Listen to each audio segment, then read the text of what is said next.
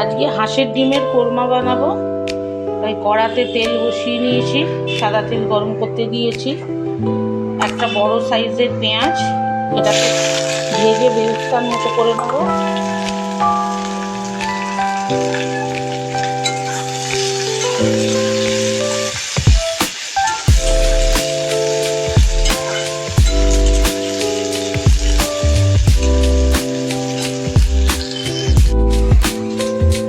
এপাশে 6টা হাঁসের ডিম সেদ্ধ করে আধখানা করে নিয়েছি। গোটা গোটাই করি, আজকে একটুখানি আধখানা করে করবো। এখানে 2খানা মাঝারি সাইজের পেঁয়াজ, 5-6টা কাঁচা লঙ্কা রেখেছি। আর এর সঙ্গে 10-12টা কাজু দিয়ে একটুখানি ভেজে নিয়ে ওটা পেস্ট বানিয়ে নেব।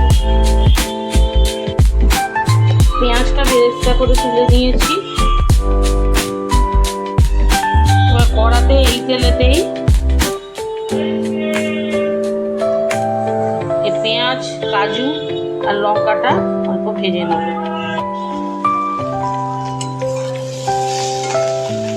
পেঁয়াজের রংটা হালকা চেঞ্জ হয়ে গেছে। এবার এতে সামান্য জল দিয়ে দেবো।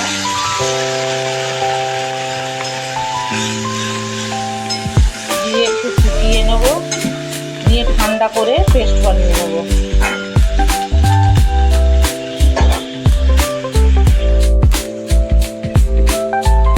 নামিয়ে রেখে দিয়েছি, ঠান্ডা হলে পেস্ট বানাবো। একটা প্যান বসিয়েছি, ওতে মাখন গরম করতে দিয়েছি। মাখনটা গরম হয়ে গেছে। এবার ডিমগুলো এতে উল্টো দিক করে দেবো, যাতে কুসুমটা না বেরিয়ে যায়। একটু নুন মরিচ ছড়িয়ে নিয়েছি ডিমে।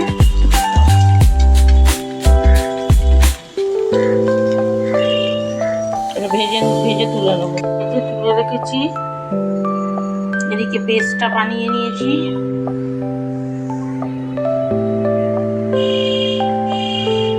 ওই প্যানেতেই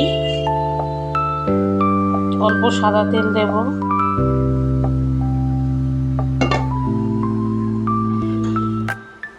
তার সঙ্গে 1 চামচি ঘি দেব। ঘি দিলে কোরমাতে ফ্লেভারটা খুব ভালো আসে, ওই জন্য ঘিটা দিলাম। তাদের ঘি পছন্দ নয়, তারা সাদা তেলেই করতে পারে। এবার এতে কিছু ফোড়ন দেবো, এটা গরম হবে। গরম হয়ে গেছে, একটা তেজপাতা দিলাম। এখানে দারচিনি, লবঙ্গ, ছোট এলাচ আর শামরিচ 10-12টা দিলাম।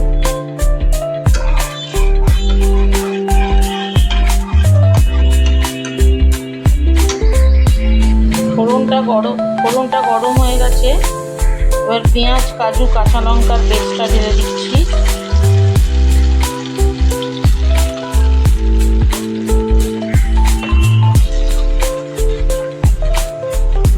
অনবরত নাড়তে হবে, যেহেতু কাজু আছে, এটা ধরে যাওয়ার চান্স আছে।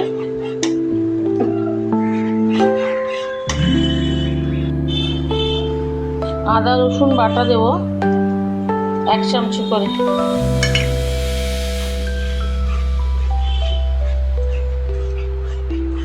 এটাকে দিয়ে ভালোভাবে কষবো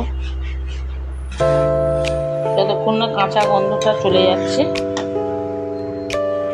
এই রান্নাতে হলুদ পড়বে না। এবার কিছু গুঁড়ো মশলা দেব। 1 চামচি ধনে গুঁড়ো, 1/2 চামচে জিরে গুঁড়ো আর অল্প কাশ্মীরি লঙ্কার গুঁড়ো দিচ্ছি, একটু রংটা ভালো হওয়ার জন্য। 1/2 চামচেরও কম, একটু না দেবার মতো।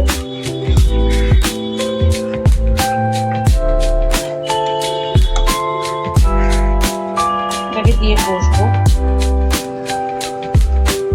এবার আন্দাজ মতো নুন দেব।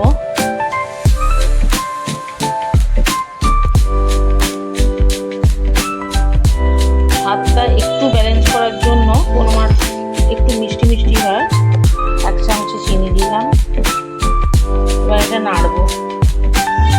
আমি এবার এতে 1/2 বাটি দুধ দিচ্ছি, ফোটানো দুধ। 4 চাইলে টক দইও ব্যবহার করা যায়, কিন্তু দুধ দই একসঙ্গে ব্যবহার করা যাবে না।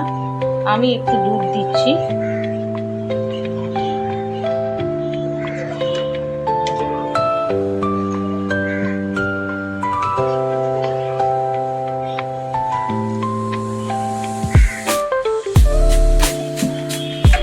কয়েকটা কাঁচা লঙ্কা দিয়ে দেবো। গ্রেভিটা একটু রিচ বানাবার জন্য আমি অল্প ফ্রেশ ক্রিম ব্যবহার করছি, এটা অপশনাল, এটা না দিলেও কোনো অসুবিধা নেই। এটা ভালোভাবে এবার ফোটাবো। নামাবার আগে দুটো গুঁড়ো মশলা ইউজ করবো। এটা হয়ে এসছে, এবার সামান্য এলাচ গুঁড়ো দিলাম, এটাও অপশনাল, আর রোস্টেড কসুরি মেথি অল্প।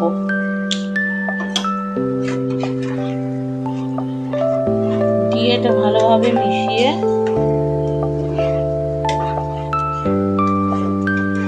অল্প ফুটিয়ে ডিমগুলোর ওপর ঢেলে দেবো।